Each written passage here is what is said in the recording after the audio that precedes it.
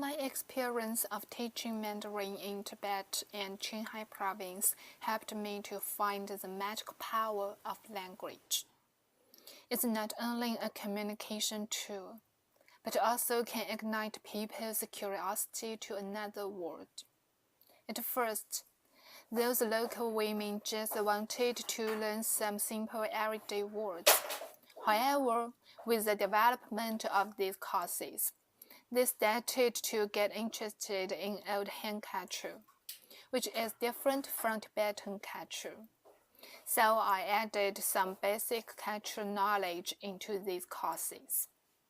At last, these courses served as a bridge to communicate to different cultures, which is far beyond my expectation.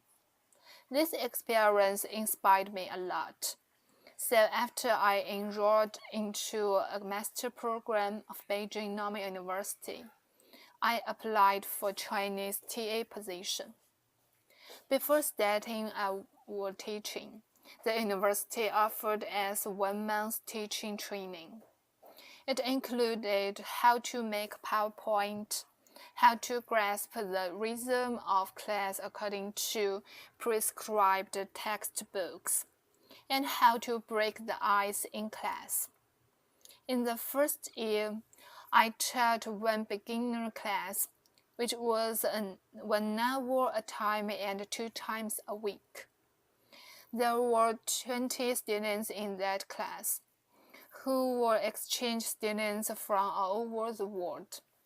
At first, I taught them pinyin according to the content of syllabus.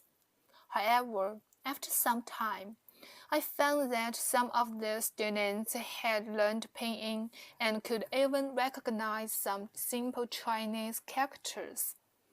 If I only followed the syllabus, it would be very difficult for them to maintain good order in class.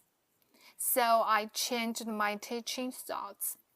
Generally, I followed the syllabus, but I also added some pictures, videos, and explanation in each lesson to introduce Chinese traditional culture, minorities, idiom stories, and some interesting Chinese characters to students.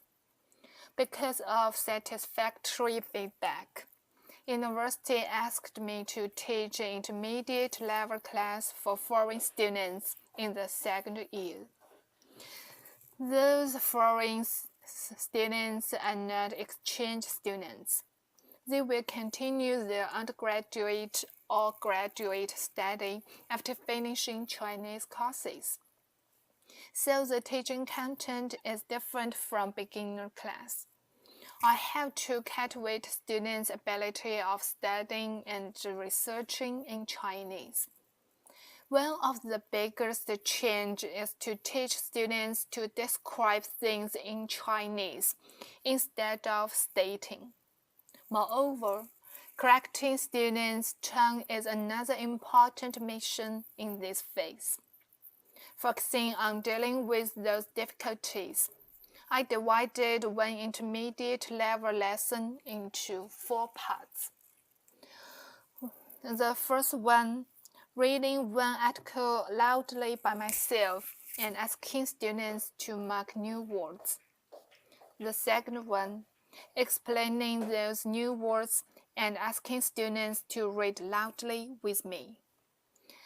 The third one, explaining the meaning of this article sentence by sentence. The last one, asking students to read this article loudly with me.